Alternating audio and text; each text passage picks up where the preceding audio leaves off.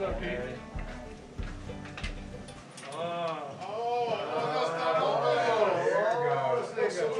Chief. The old boy's got a cookie from the old boy's hand. Chief. Put the webcam up. Give it to you. I just outed Peter. Where do you go there, State? We should pin him. We get the pin on. Yeah, okay. Okay. I don't know how much you need me to scoot up her back. I know I'm a challenge is the bigger of the stint house here. Yeah. You find the other. Just got an excuse. All right. Amazing.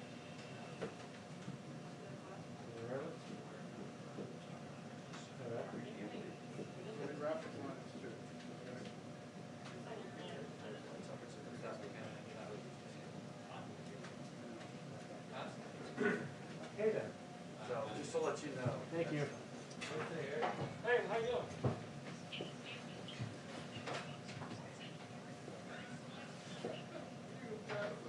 Hey, now y'all won't come in now. Get back. No, we don't go in. You move, baby. Why am I past this whole thing? You gonna take time? That's the boss guy.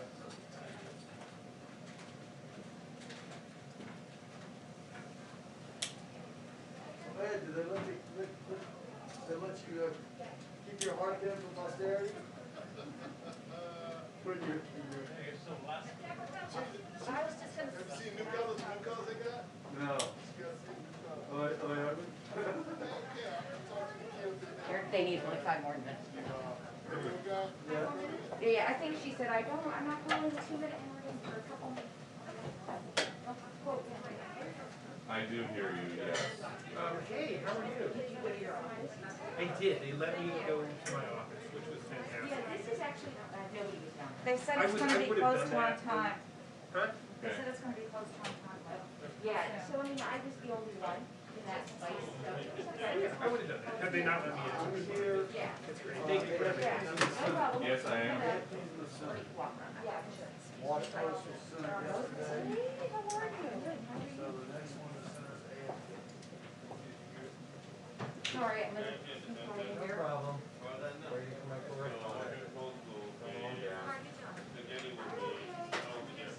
I mean, she's not. I can barely keep track of me. She's doing like. I believe you. You know, she's really sore stuff in that area. Yeah, it's me and 70 people. I saw that. And a new editor. And a new deputy. Hi, I hear you well, thank you. So, you know, it's fine. So, and I'm the only one with her pass, so here I am. This week is really quite hard. This week. They said, you know, well, I was oh, yeah. You know, they told us to try to get more passes this week.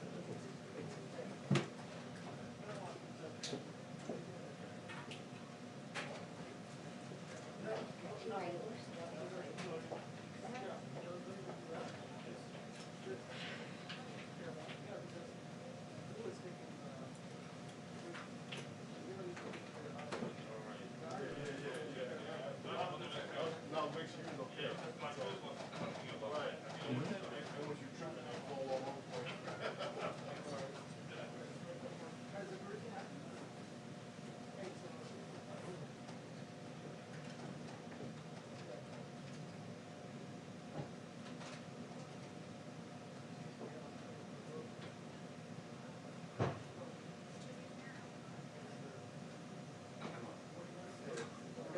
Hey Ed, have you got a drill? No, do you have a Phillips head screwdriver? You got one handy? We'll fix that seat for the lawyers. Yeah, take 5 seconds. 2-minute warning on the briefing. 2-minute warning on the briefing.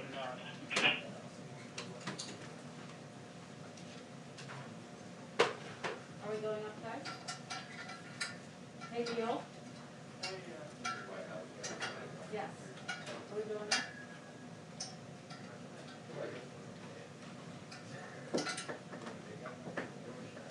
You don't see me? Like, when was the last time you were here? Really?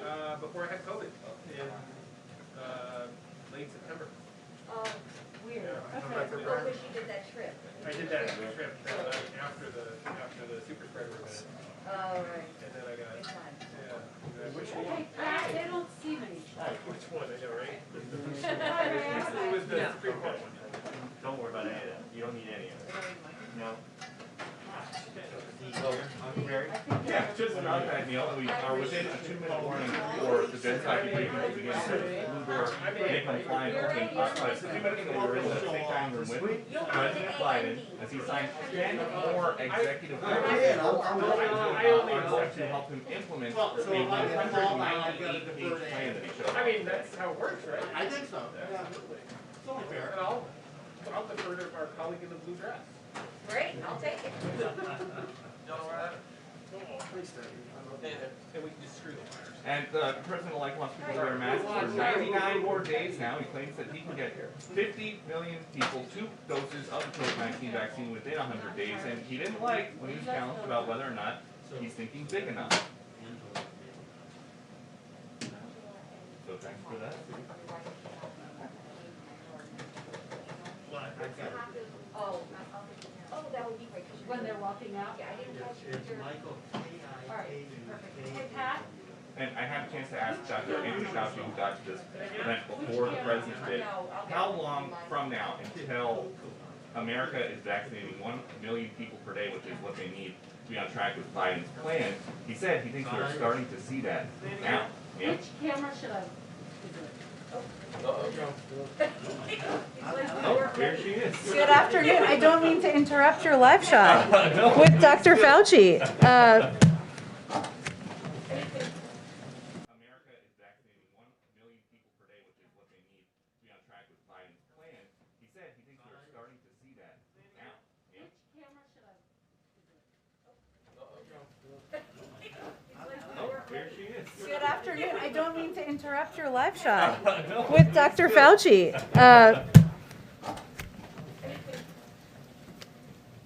Good afternoon. Thank you for joining us today. Many familiar faces from yesterday back again. We are pleased to have Dr. Fauci here with us as part of the president's commitment to have public health experts lead our communication with the American people about the pandemic. Just to give you a bit of a run of show here, Dr. Fauci will speak at the top about the state of the pandemic, the status of vaccines. He'll take some of your questions. I will play the role of the bad cop when it's time for him to go and get to the work of the American people. And then I will do a topper and I'll answer a bunch of your questions as well. So there's lots to come after this. With that, I will turn it over to Dr. Fauci. Thank you very much. And I'm going to just spend a couple of minutes just summarizing the status of where we are. And then maybe addressing some of the things that I know are on people's minds. So first of all, obviously, we are still in a very serious situation. I mean, to have over 400,000 deaths is something that, you know, is unfortunately historic in the very bad sense. When you look at the number of new infections that we have, it's still at a very, very high rate. Hospitalizations are up. There are certain areas of the country, as I think you're all familiar with, which are really stressed from the standpoint of beds, from the standpoint of the stress on the healthcare system. However, when you look more recently at the 7-day average of cases, remember we were going between 300,000 and 400,000 and 200,000 and 300,000. Right now it looks like it might actually be plateauing in the sense of turning around. Now, there's good news in that, but you have to be careful that we may not be seeing perhaps an artifact of a slowing down following the holidays. So when we see that, we think it's real.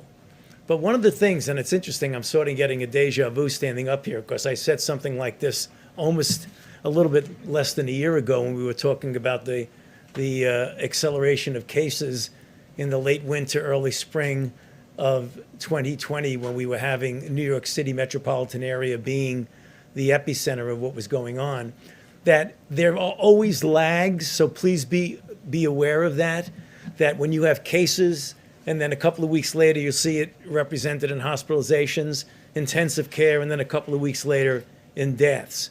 So you have almost a paradoxical curves where you see something plateauing and maybe coming down at the same time as hospitalizations and deaths might actually be going up. So this is something that I just put on your radar screen. It is not an unusual thing to see that sort of thing. The other point I want to make is one that we're getting asked a lot regarding questions, and that is, what is it about these mutants that you're hearing about? The mutants in the UK, which we know are in about 20 plus states, the mutants that we're seeing in South Africa and in Brazil. First of all, we need to understand that RNA viruses like coronaviruses mutate all the time. Most of the mutations don't have any physiological relevance with regard to the function of the virus itself. However, every once in a while, you get mutations, either singly or clustered in combinations, which do have an impact. So what have we learned thus far? And I want to emphasize thus far because we're paying very, very careful attention to this, and we take it very seriously. At least from the experience that our colleagues in the UK have had, the one that is in the UK appears to have a greater degree of transmissibility, about twice as much as what we call the wild type original virus. The one that is in South Africa is a bit different, and I'll get to that in a second. So it does look like it increases the transmissibility. They say correctly, on a one-to-one basis, it doesn't seem to make the virus more virulent or have a greater chance of making you seriously ill or killing you. However, we shouldn't be lulled into complacency about that, because if you have a virus that is more transmissible, you're going to get more cases. When you get more cases, you're going to get more hospitalizations. And when you get more hospitalizations, you're ultimately going to get more deaths. So even though the virus on a one-to-one basis isn't more serious, the phenomenon of a more transmissible virus is something that you take seriously. The next thing is, does it change enough to interfere with the efficacy of a whole group of monoclonal antibodies that many of you are aware of? The monoclonal antibodies that are being used for treatment in some cases and prevention.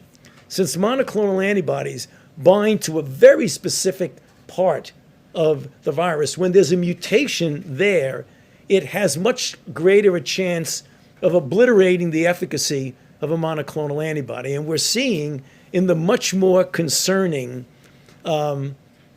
mutations that are in South Africa and in some respects Brazil, which is similar to South Africa, that it is having an effect on the monoclonal antibodies. The real question that people are quite clearly interested in is, what is the impact on the vaccine? And so far, literally, we have this new phenomenon that are preprint journals where people get data and they put it into a preprint server where it hasn't yet been peer reviewed. But you have to pay attention to it because it gives you good information quickly. Ultimately, it gets confirmed. And we're seeing them coming out over the last few days.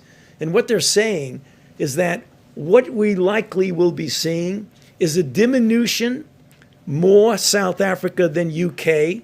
UK is that diminution in what would be the efficacy of the vaccine-induced antibodies. Now, that does not mean that the vaccines will not be effective. And let me explain why. There's a thing called a cushion effect. So if you have a vaccine like the Moderna and the Pfizer vaccine that can suppress the virus at a dilution, let's say, of 1 to 1,000, and the mutant influences it by bringing it down to maybe 1 to 800 or something like that, you're still well above the line of not being effective. So there's that cushion that even though it's diminished somewhat, it still is effective. That's what we're seeing, both certainly with the UK, which is very minimal effect. We're following very carefully the one in South Africa, which is a little bit more concerning, but nonetheless not something that we don't think that we can handle. What is the message? Because someone could say, now wait a minute, if you have the possibility that the vaccines are diminishing in their impact, why are we vaccinating people? No. It is all the more reason why we should be vaccinating as many people as you possibly can. Because as long as the virus is out there replicating, viruses don't mutate unless they replicate. And if you can suppress that by a very good vaccine campaign, then you could actually avoid this deleterious effect that you might get from the mutations.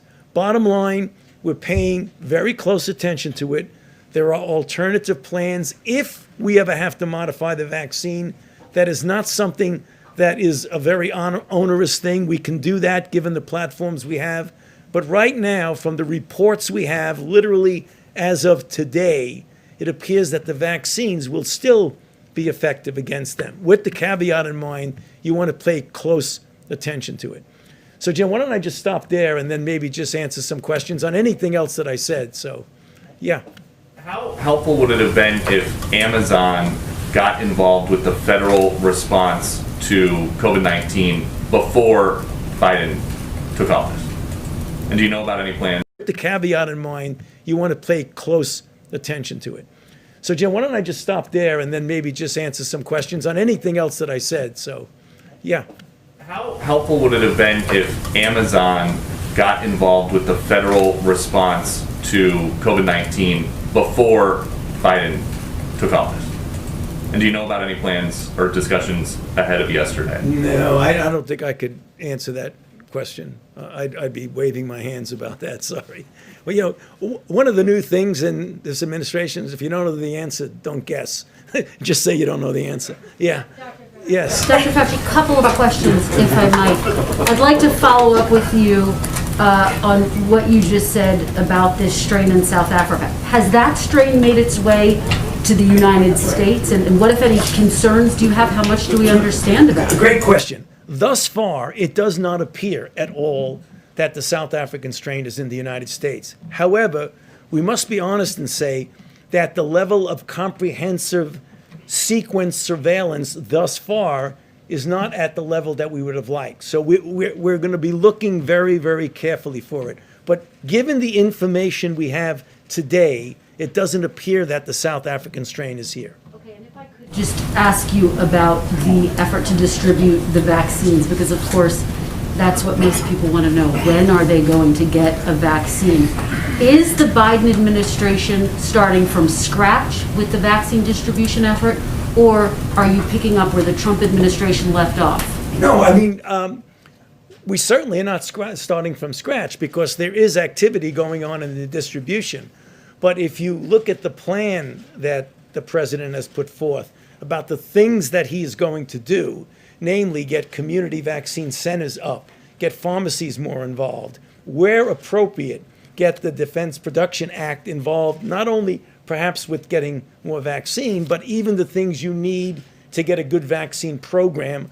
For example, needles and syringes that might be more useful in that. So it's taking what's gone on, but amplifying it in a big way. President Biden said that what was left was abysmal, essentially. I mean, is there anything actionable that you are taking from the previous administration?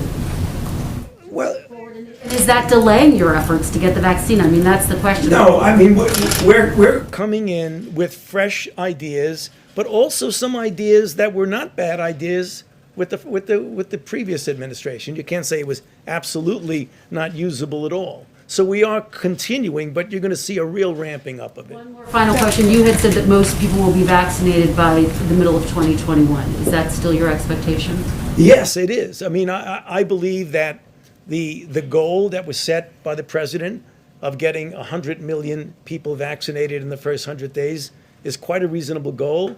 And when you get to the point, and one of the things that I think is something we need to pay attention to, and I, quite frankly, have been spending a considerable amount of my own time, is outreaching, particularly to minority communities, to make sure that you get them to be vaccinated and you explain why it's so important for themselves, their family, and their community. If we get 70 to 85% of the country vaccinated, let's say by the end of the summer, middle of the summer, I believe by the time we get to the fall, we will be approaching a degree of normality. It's not going to be perfectly normal, but one that I think will take a lot of pressure off the American public.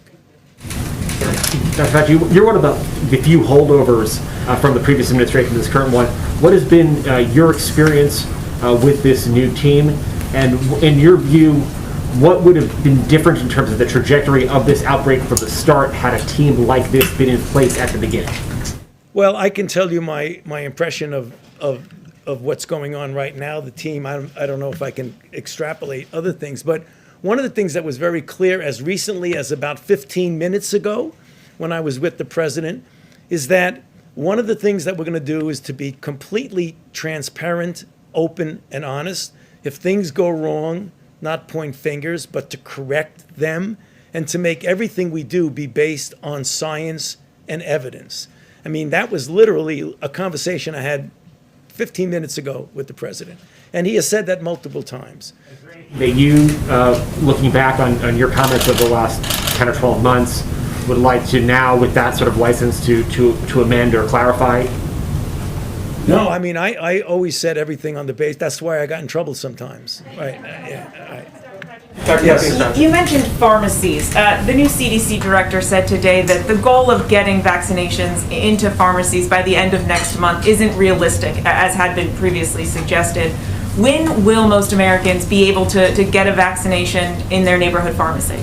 Well, I didn't hear that comment. Are you talking about Dr. Walensky's comment? I didn't hear that comment, so I don't really want to comment on the comment. But what she may be saying is that for many people in this country who don't have access to a pharmacy, they may not be able to utilize getting things in the pharmacy. I'm not sure. I want to be careful because I'm not sure that's what she said. We just had a conversation about how we're going to get vaccines to people who are in pharmacy desert areas where they don't have easy access to a pharmacy. And that's something we're working on and taking very seriously. But just to be clear, if you are in an area where you do have access to a CVS or a Walgreens, Right. when will you be able to get access to this vaccine like you would a flu vaccine? You know, in the spirit of not guessing, I'm not quite sure when that will be, but we can get back to you on that. And just on the broader timeline, you mentioned the fall. We just heard the president say, the brutal truth is that it is going to be several more months. Just to be clear, you're saying by the fall, the majority of Americans you think will be vaccinated? No, I didn't say that. I said if we get the majority of Americans, 70 to 85% vaccinated by then, we could have a degree of herd immunity that would get us back to normal. The concern I have, and something we're working on, is getting people who have vaccine hesitancy who don't want to get vaccinated, because many people are skeptical about that. So we really need to do a lot of good outreach for that.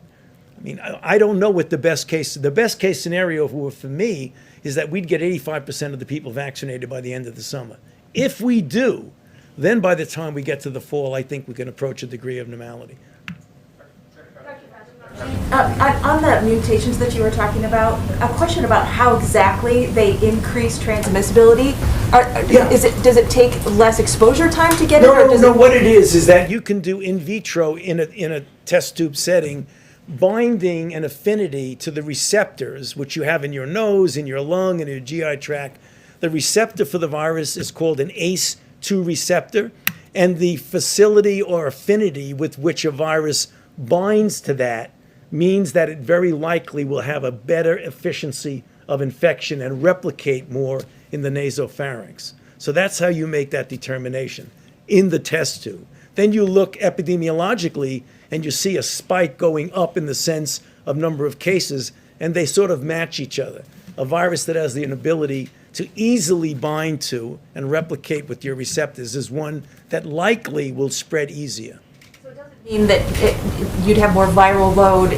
Well, you could, yes. In fact, it would mean, because if it binds more easily, it could replicate in the nasopharynx more easily, and it is likely that you would have a higher viral load. Does it make masks less effective in that case? No, it makes it the reason why you absolutely should be wearing a mask. It doesn't necessarily make it less effective. If you properly wear a mask, then you'll be okay. On the UK strain, do you have any data on how widespread that strain is in the United States? Well, I think it's in at least 20 states that people have mentioned exactly. The real question that's going to be asked, is it going to become the dominant strain, or will the strains we already have prevent it from flourishing and being the more dominant strain? But it is here for sure. Yeah. Dr. Fauci, yeah.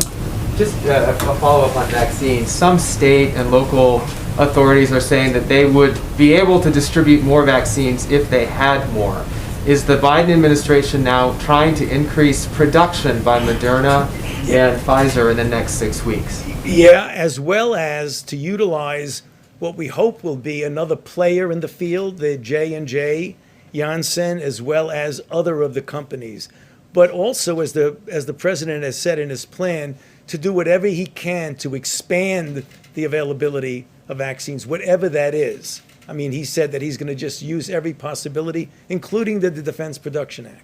Can you explain the discrepancy between what some states are saying about needing more vaccines and the CDC saying that a lot of vaccine is still remaining on people's or on their shelves? Yeah, I think that is something that we need to really take a close look at, because that is sort of an inconsistent discrepancy. And then one of the things we want to do is to find out why that's the case. And if it is the case, particularly the thing that would be most disturbing, if there's vaccine laying around and people are not using it when others would need it. But I don't know the answer to that question, but we need to look into it. Dr. Fauci, you've joked a couple times today already about the difference that you feel in being kind of the spokesperson for this issue in this administration versus the previous one.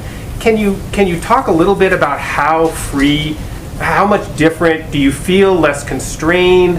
What is the, you for so many times you stood up behind a podium with Donald Trump standing behind you. That was a different feeling, I'm sure, than it is today. Can you talk a little bit about how you feel kind of released from what you had been doing for the last year? Yeah, but you said I was joking about it. I was very serious about it. I wasn't joking. No, actually, I mean, obviously, I don't want to be going back, over history, but it was very clear that there were things that were said, be it regarding things like hydroxychloroquine and other things like that, that really was uncomfortable because they were not based on scientific fact. I can tell you, I take no pleasure at all in being in a situation of contradicting the president. So it was really something that you didn't feel that you could actually say something and there wouldn't be any repercussions about it. The idea that you can get up here and talk about what you know, what the evidence, what the science is, and know that's it. Let the science speak. It is somewhat of a liberating feeling. Basically banished for a few months there for a while. You feel like you're back now? I think so. Well, okay. That's Mike Shear. If you don't want to take questions from him, you can. Thank you, Dr. Fauci, so much for joining us. We really appreciate it, and we'll have him back again. So thank you. Thank you. Well, thank you, everyone. As I promised, we'll have a full briefing from here. So, as you know, just a few moments ago, the president also released a national COVID-19 strategy and signed 10 executive orders and other directives to move quickly to contain the crisis. Underpinning everything the president signed today and everything we do every day will be equity. Some highlights of those actions include an executive order to fill supply shortfalls for vaccinations, testing, and PPE. The president directed agencies to exercise all appropriate authorities, including the Defense Production Act, to accelerate manufacturing and delivering of supplies such as N95, masks, gowns, gloves, PCR swabs, test reagents, and necessary equipment and material for the vaccine. The president also signed a presidential memorandum to increase federal reimbursement to states and tribes for the cost of National Guard personnel, emergency supplies, and the personnel and equipment needed to create vaccination centers. An executive order that established a COVID-19 pandemic testing board to bring the full force of the federal government's expertise to expanding testing supply and increasing access to testing. An executive order to bolster access to COVID-19 treatments and clinical care, establishing a comprehensive and coordinated preclinical drug discovery and development program to allow therapeutics to be evaluated and developed in response to pandemic threats. Sorry, I had to clear my throat. There's a lot here. He also issued an executive order directing the Departments of Education and Health and Human Services to provide guidance on safe reopening and operating for schools, childcare providers, and institutions of higher education. An executive order on the Occupational Safety and Health Administration to immediately release clear guidance for employers to help keep workers safe from COVID-19 exposure. An executive order to require mask wearing in airports or certain modes of public transportation, including many trains, airplanes, maritime vessels, and intercity buses. and an executive order establishing a COVID-19 health equity task force, something we had previously announced, but making it official today, to provide specific recommendations to the President for allocating resources and funding in communities with inequities in COVID-19 outcomes by race, ethnicity, geography, disability, and other considerations. These steps, of course, build on the actions we announced yesterday. I had an additional update. Some of you may have seen this come out through late last night, but I wanted to share with you that as a result of one of the executive orders President Biden signed yesterday, the acting Homeland Security Secretary issued a memorandum to review and reset immigration enforcement priorities. For 100 days, beginning tomorrow, the Department of Homeland Security will pause removals for certain individuals. This pause will allow the administration to review and reset enforcement policies and ensure that resources are dedicated to the most pressing challenges and that we have a fair and effective enforcement system rooted in responsibly managing the border and protecting our national security and public safety. I had one other item I just wanted to flag for you about something the First Lady is up to. Let me see if I can find that, or I will circle back to it a little bit later. With that, I'm happy to take your questions. Zeke, why don't you kick us off? Thanks, Jen.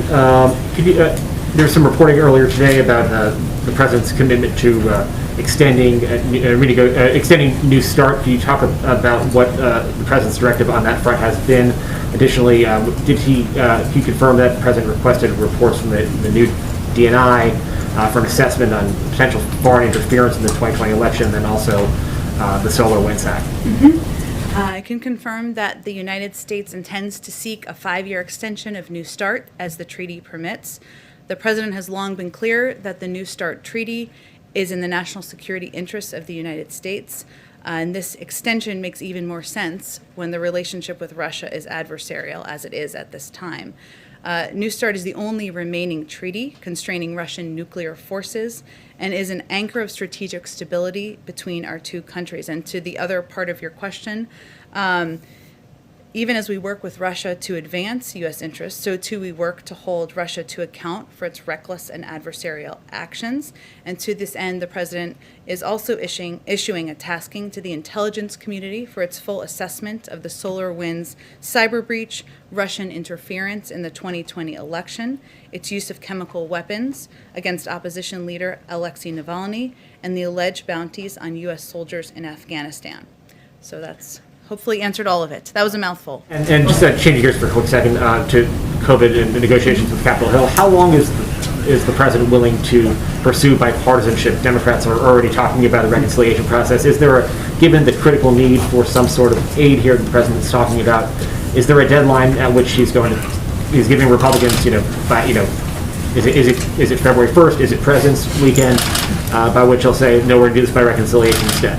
Well, I'm not going to set any deadlines on our first full day in office, but I will say, and hopefully I'll have more for all of you on this tomorrow, we are going to be increasing our engagement. It's already been ongoing even before the President was inaugurated yesterday, but hopefully we'll have more to share with you tomorrow on meetings, engagements, discussions that will be going on with leaders on Capitol Hill and many members over the course of the next several days. As I conveyed to all of you yesterday, his preference and priority is a bipartisan package and working with members of both parties to come to agreement on that, because he believes that the crises facing the American people, as we saw the jobs numbers this morning, the unemployment insurance claims, I should say, we put out a statement by our NEC director in case you didn't see that. As we've seen, and the reports from Dr. Fauci just a few minutes ago, this crisis is dire and it requires immediate action. And we hope and expect members of both parties to work together to do that. We're also not going to take options off the table, so we'll proceed with those discussions over the next couple of days. Go ahead, Kristen. Hi, Jen. If I could just follow up on that. There was some reporting that there was going to be a meeting this weekend with a bipartisan group of lawmakers. Can you give us any indication? Is that going to happen with President Biden or with his economic team? Is that your expectation? Well, I think the reporting was around a meeting with NEC Director Brian Deese. I spoke with him earlier today. He is definitely going to be engaging with a range of members and a range of different groups of members from Capitol Hill in the coming days. I think we were still working to confirm specific meetings before I came out here, and I hope to have more for all of you on that by tomorrow. Okay, and more broadly speaking, Jen, President Biden has proposed this $1.9 trillion package. You already have some Republicans who say, we just passed a stimulus plan. They're not going to get on board with this. Mitt Romney among them, who says we just passed a program with over $900 billion. And some people say the price tag is just way too big. So how does President Biden expect to get this passed with bipartisan support? And how does that fit into his broader message of bipartisanship, proposing something like this that's that big? Well, I think it fits perfectly into his message of bipartisanship. He wants to work with Democrats and Republicans to address the crises that the American people are facing, whether they live in red states or blue states or Democrats or Republicans. The package was designed based on recommendations from health experts, from economists. It's been applauded by everyone from Senator Bernie Sanders to the Chamber of Commerce. And there are specific pieces in there that are meant to serve as a bridge for the American people, including a large percentage of it that's for unemployment insurance, funding for vaccine distribution, something that is pivotal, as we've already been discussing here today, for reopening of schools. So part of the discussion we'll be having with members is what do you want to cut? And this is a plan that he feels addresses the crisis at the moment. One quick follow-up on that. The work of the Senate is being held up by this dispute over the filibuster. Where does President Biden come down on that? Does he think that there should not be a filibuster so that the Senate could move forward with its work? Well, the president-elect spoke just yesterday, as you all saw, about the spirit of working together and bipartisanship to confront the 4 crises facing us. You've already seen him work with Republicans and Democrats and work toward a bipartisan approach to passing packages that will address the crises we're facing, and that certainly is his priority and his preference. So that's what he'll continue to work on day 2 of the administration. Go ahead, Mike Scheer. Okay, see, you can call it. I just gave you a hard time. Go ahead. That's fine. So I want to push you a little bit more on that question. Like if there's this call for unity that the president made in his speech yesterday, but there has so far been almost no fig leaf even to the Republican Party. You don't have a Republican cabinet member like President Obama and I think President Clinton had. The executive orders that he's come out the gate have been largely designed at erasing as much of the Trump legacy as you can with executive orders, much of which the Republican Party likes and agrees with. You've put forth an immigration bill that has a path to citizenship but doesn't do much of a nod towards the border security, and you've got a $1.9 trillion COVID relief bill that has, as folks have said, already drawn all sorts of criticism. Where is the actual action behind this idea of bipartisanship, and when are we going to see one of those sort of substantial outreaches that says this is something that the Republicans want to do too? Well, I guess what I would send back to you, there's a lot in there, so let me do my best here. But Mike, is unemployment insurance only an issue that Democrats in the country want? Do only Democrats want their kids to go back to schools? Do only Democrats want vaccines to be distributed across the country? We feel that he feels that package is designed for bipartisan support. I will also say that we have also had some positive developments on our confirmations and our nominees. Last night, as you all saw, the president's nominee, now confirmed first female leader of the intelligence community, was confirmed with a vote of 84 to 10. You can check me on that, but an overwhelming vote. We've seen progress today on the nomination and hopeful confirmation of Lloyd Austin. So there is movement supported by both sides of the aisle and members of both parties. I think if you talk to Democrat or Republicans on the Hill, which I know many of you do, they will say they're not looking for something symbolic. They're looking for engagement. They're looking to have a conversation. They're looking to have a dialogue. And that's exactly what he's going to do. Go ahead, Mary. On that, has the president reached out to congressional leaders to sit down and discuss this relief package? Will he be? How much personal involvement is he going to have in this process? I expect he will be rolling up his sleeves and will be quite involved in this process, Mary. And yesterday was quite a busy day for him, as you all know. His schedule was minute by minute, and his family was here. But he was involved even before yesterday, having conversations with members of both parties, picking up the phone and having those conversations. He saw, of course, members of both parties. He invited leaders from both parties to join him at church. Obviously, that wasn't really a discussion about specifics of the bill, but he did have an opportunity to talk about his agenda and working together on his agenda moving forward. But I think you will see him quite involved in the days ahead, but you will also see the vice president quite involved. You will also see policy leaders like Brian Deese and others in the administration quite involved and having conversations with both Democrats and Republicans. But no plans right now to sit down with them. Well, I think we will have more to share with you soon in terms of engagement of many of our senior officials with members of both parties. And on the Defense Production Act, just to be clear, has the administration actually invoked the Defense Production Act? And if so, can you spell out what changes we may see because of this? Which companies are being asked to make what? Well, let me give you a very specific example that helped really make it clear for me. One area is to acquire more low dead volume syringes, and what that does is these specialized syringes allow pharmacists and vaccinators to extract an extra dose of the Pfizer vial, so making more doses available, of course. It also prioritizes the Defense Production Act raw materials that are used to produce the vaccine, so reducing bottlenecks. And it enables manufacturers, us to empower and invoke, I guess, an action from manufacturers to make sure we have the materials we need to get the vaccines out the door and in the arms of Americans. In terms of, obviously, he signed it this afternoon. I'll have to just circle back with you on what it means, if it's officially invoked in this moment or if it takes some time, and we can circle back with you after the briefing. Go ahead, Jen. On stimulus, is the White House drafting a legislative bill? You mean in terms of the what he announced last Thursday? Well, he announced what his specific ideas will be and what his vision is. But right now we're having discussions with members of both parties, as we have for the last week, about what that will look like. Okay, so no bill draft coming out of the White House is what I'm saying. Well, I'm happy to talk to our legislative team about that. I think what was important to the president was to outline what his vision would be. This is how the process should actually work, right? The president outlines, here's my vision, here's what I think should be in a package. Let's have discussions, let's have engagements with both parties, and let's see what comes out of the sausage making at the other side.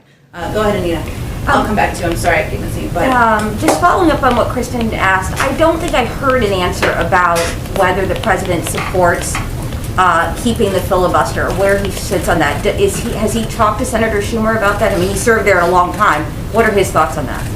I think what I was conveying to Kristen is that the president has been clear. He wants to work with members of both parties and find bipartisan paths forward. And I don't have any more conversations to read out for you at this point in time. Specifically answer that, unless I'm not understanding your answer. I don't think I have more to add to my answer. Okay. And then just on the impeachment trial, I know that there was some talk about sort of the Senate doing both things at the same time, two things at once. There's some reporting this afternoon that Republicans are pushing to have the impeachment trial start in February. Where do you all stand still now on that? Are you still looking for that both paths to happen at the same time? Would it be preferable to do that first, or are you okay with later, as some Republicans are talking about? Well, Anita, I think we have been pretty consistent that we believe the timing and the mechanisms for the Congress and the Senate moving forward and holding the former president accountable, we'll leave that to them. And what our biggest priority and focus is ensuring that it doesn't delay the Senate, Congress moving forward in consideration and discussion around the COVID relief package that the president proposed last week. Go ahead. Thank you, Jen. Is the print cooler? I have a question for myself and then a question for someone who cannot be here because of the social distancing policies. My question is this, and it's about unity again. I've heard from conservatives who are afraid that the president is going to try to pull back religious conscience exemptions for groups like Little Sisters of the Poor. The president pledged he would do that in July when Little Sisters won a case in the Supreme Court. The Health and Human Services nominee Javier Becerra pursued that line of going after the exemptions as Attorney General of California. What's the president going to do on that? I haven't discussed that particular issue with him. I'm happy to circle back with you, but I don't, there's not a change in his position from what he said earlier this summer. Did you have another question? Question from Adam Longa of WUSA 9. He says, we saw the president warmly greet Mayor Bowser during the parade yesterday. She is pushing for the D.C. statehood measure to be on the president's desk within 100 days. Will the administration get behind this bill, and does the president support it? I hate to disappoint you, but I will have to circle back with you on that as well. There's quite a bit going on. I have not discussed D.C. statehood with him in the last 36 hours. I look forward to hearing. Okay, sounds great. Go ahead in the back. Yeah, thanks, Jen. I wanted to circle back on something COVID related. I know the president has obviously made a priority of resuming in-person learning in the first 100 days. I wondered, is the administration planning to issue any kind of uniform guidance to states on, whether it's reopening schools, reopening businesses, indoor dining, stuff like that? Or are you all planning to just kind of leave it to states to do sort of a patchwork based on their own situations?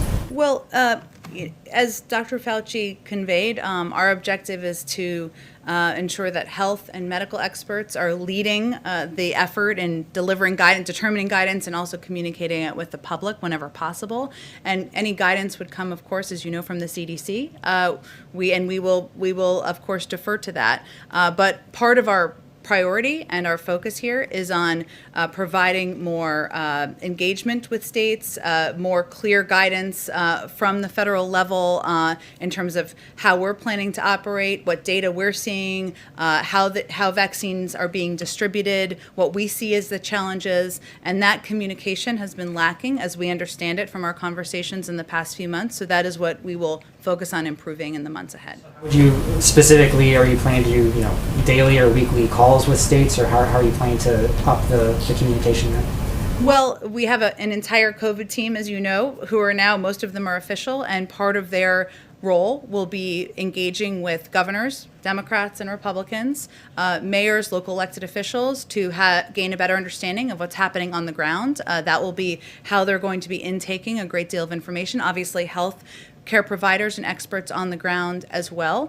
We will also do engagement from the level of the president and the vice president as well, because they also want to have that conversation with states and local officials on what they're experiencing, what they see the challenges as, and how they can be addressed. And that's something I think in President Biden's heart. He is a local elected official still, and he gets into the weeds of what they're experiencing, and he will be involved in that himself.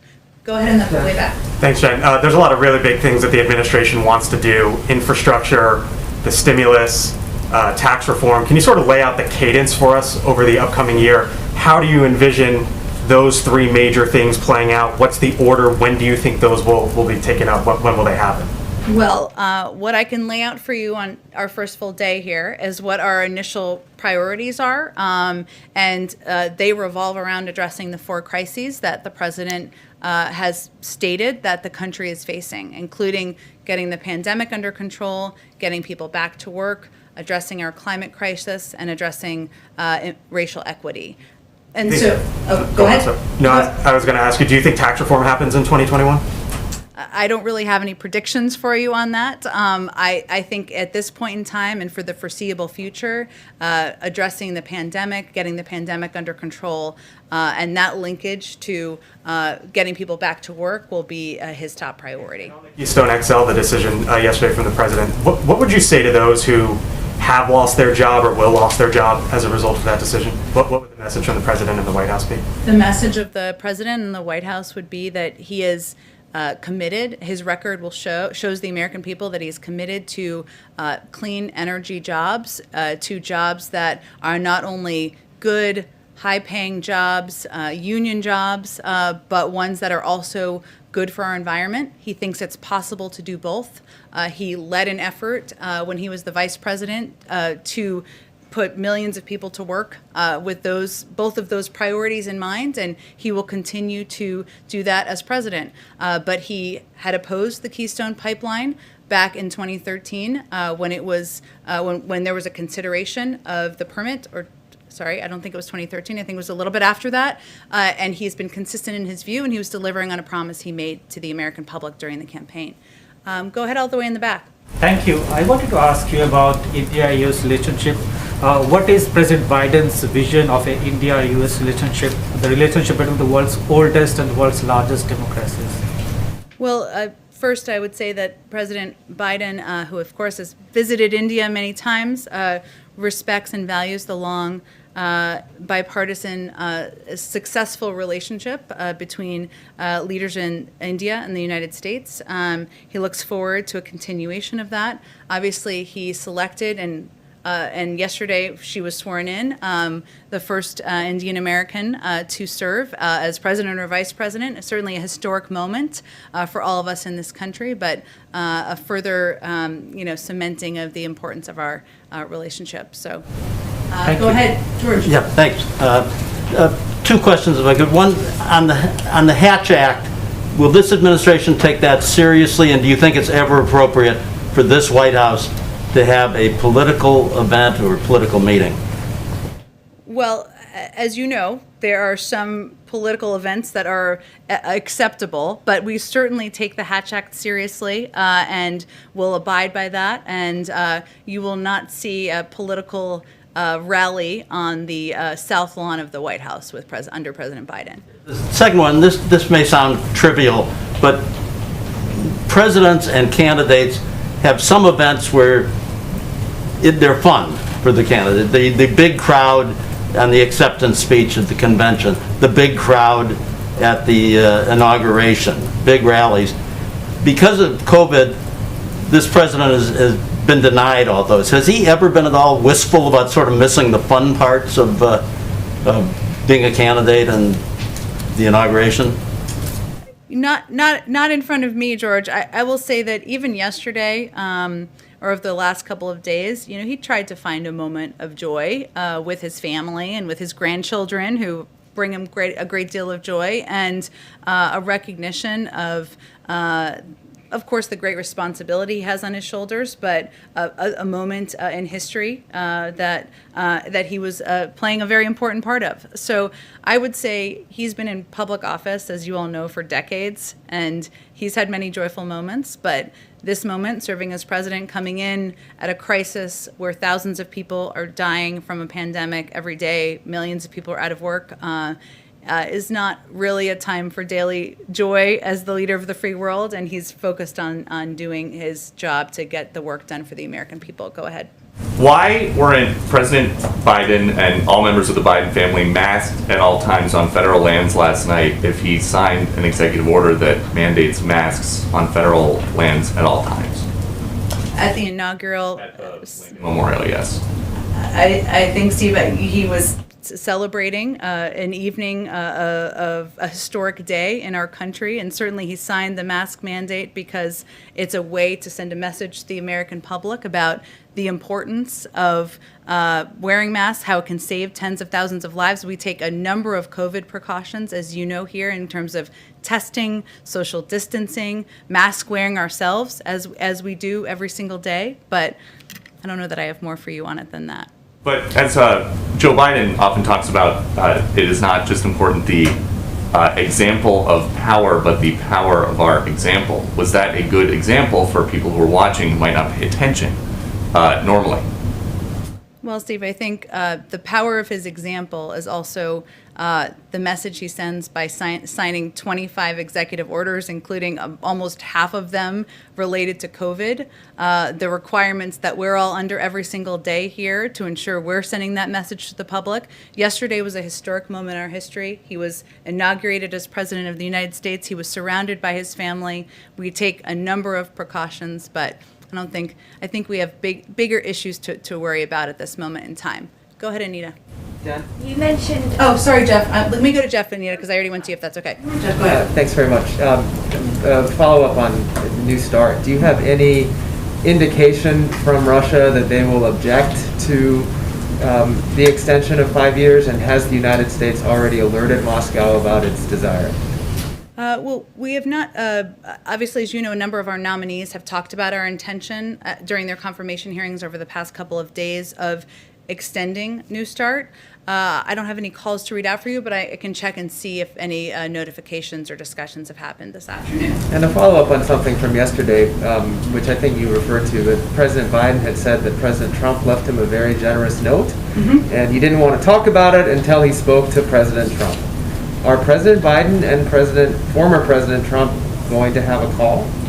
There's no call planned. What he was conveying is that he didn't want to release a private note without having agreement from the former president. But I wouldn't say he's seeking it through a phone call. He just was even trying to be respectful in that moment of a private letter that was sent.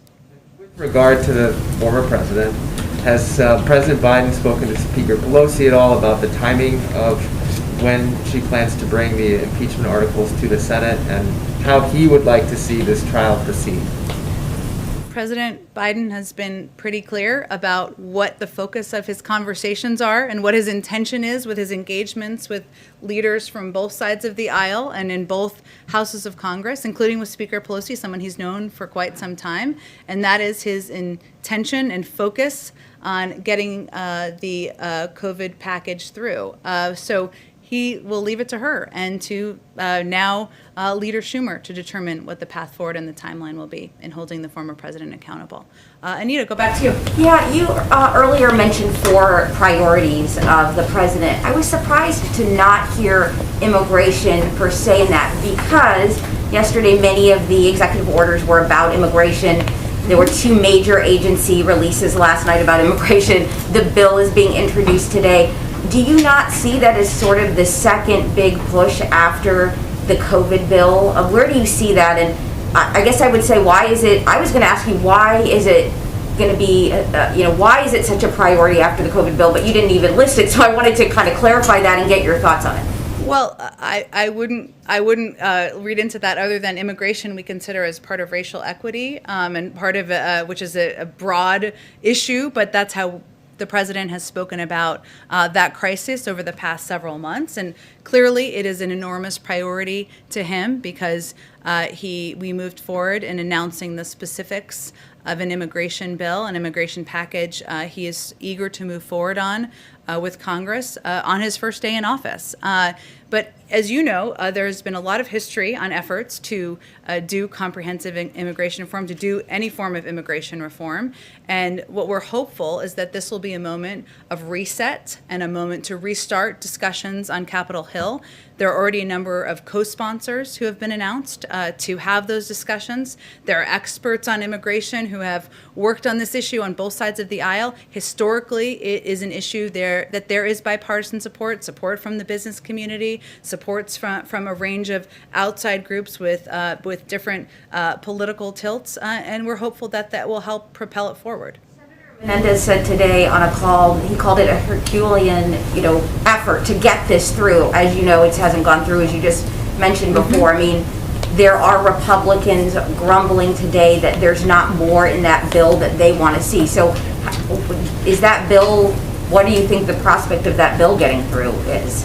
Well, I don't know that I can predict that the first day. I mean, it's only been out for 24 hours. But what was important to the president in the outline of this bill is that it is addressing a couple of areas that he doesn't feel have been effectively done in the past. The last 4 years, the immigration policy has been based around funding for a wall.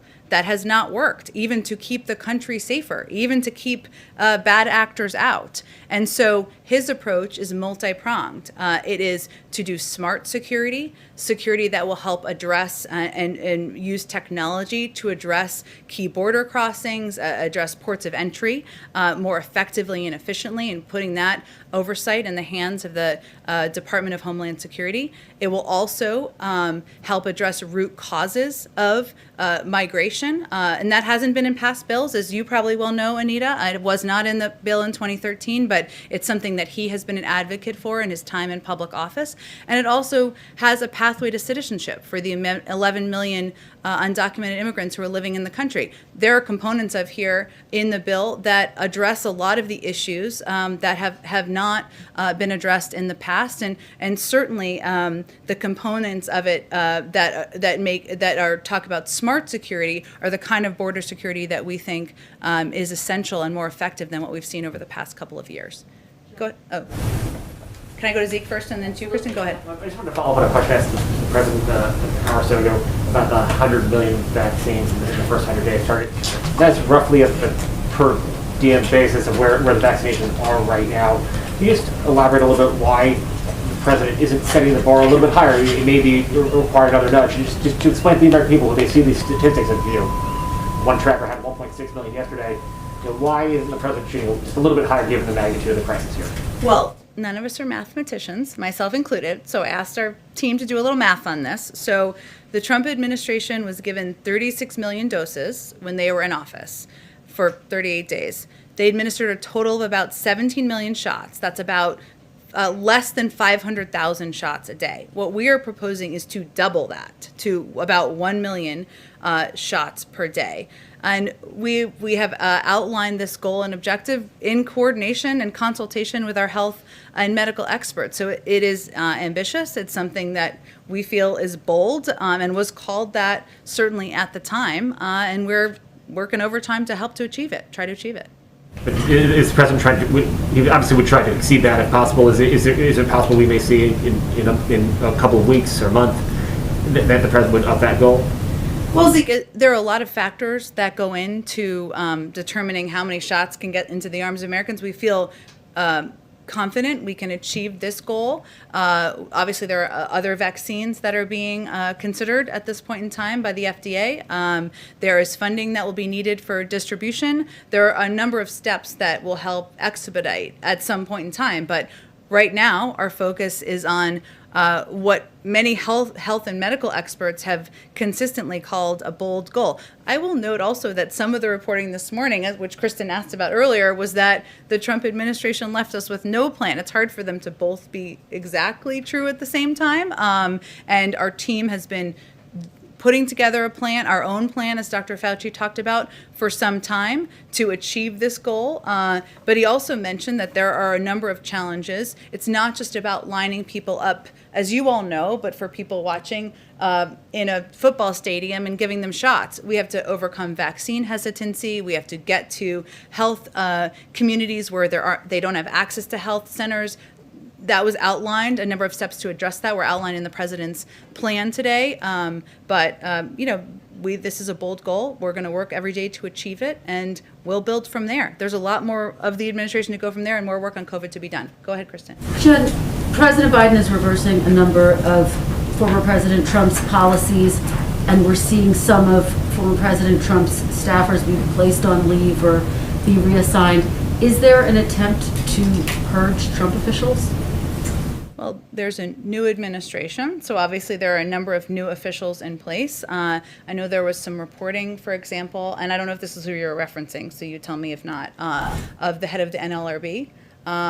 That's an individual who was not carrying out the, anyone would tell you, not just from our administration, the objectives of the NLRB. And so they're no longer in their position, and we'll make those decisions as needed. So there's not an effort writ large, but you're reassessing individuals. Well, Kristen, as you know, when a new administration comes in, there's a massive changeover in political appointees and nominees and people who will serve in a variety of roles. There are some people, Christopher Wray as an example, I'll just bring him back up, who will continue to serve in his role. But we have great value for career officials, for the officials who have been the heart and soul of agencies across government since long before the Trump administration, but who have served through the Trump administration as well. On COVID, the question. Did the transition officials know before yesterday that Amazon wanted to get involved in such a meaningful way?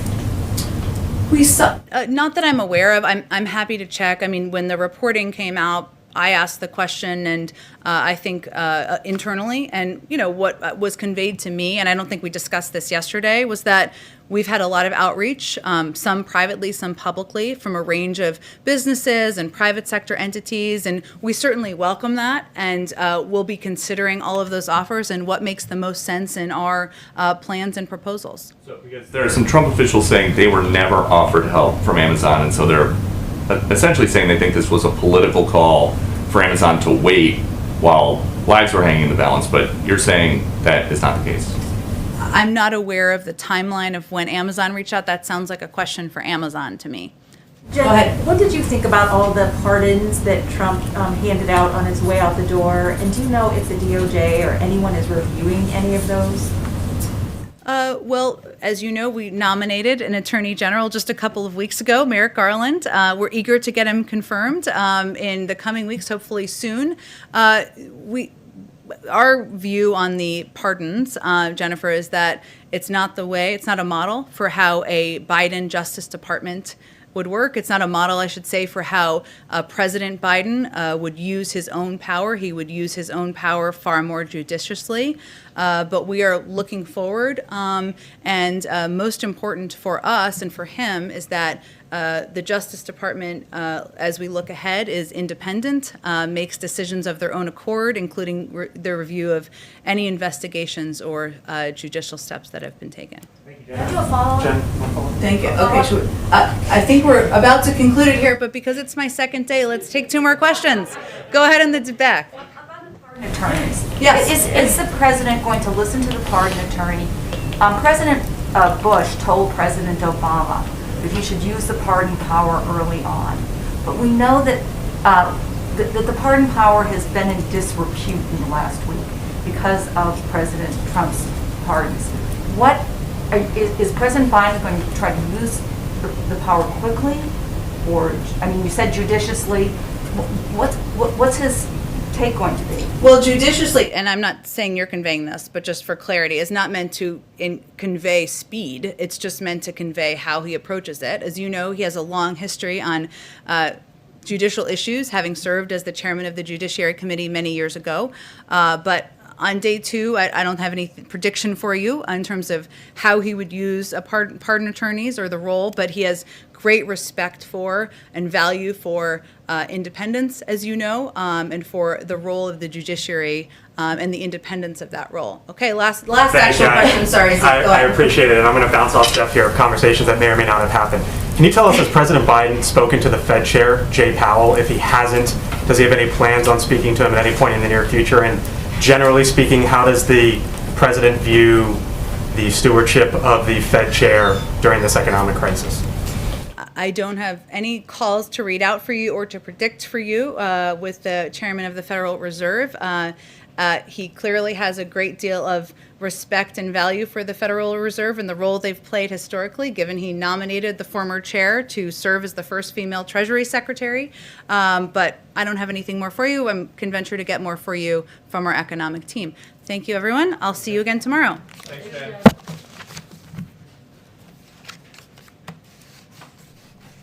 All right, folks, thank you so much for joining us here at Golden State Times.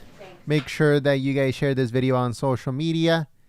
And if you're new to the channel, we encourage you to subscribe and to click that notification bell. We cover the White House completely here at Golden State Times, fairly and completely. And we also cover politics, breaking news, scoops, and everything else in between. So if that's the type of coverage you want, then make sure you subscribe and you click that bell. Thanks so much for joining us here at Golden State Times. Like I said, we cover everything that has to do with politics. No matter what it is, we are there to cover it, to keep you informed here at Golden State Times. Thank you so much for joining us, and we hope that you guys join us on our next live stream. And also make sure you share this video on social media. Thanks so much, folks. Click the thumbs up button, subscribe, and I will see you soon. Follow us on Twitter at Gold State Times to stay up to the second informed on everything that is going on in politics. All right, folks, thanks so much for joining us here at Golden State Times. Thanks so much for being awesome and for staying informed here with us. Let me turn this off. Hold on. All right, that was getting really annoying. Okay, so thank you so much once again for joining us here at Golden State Times.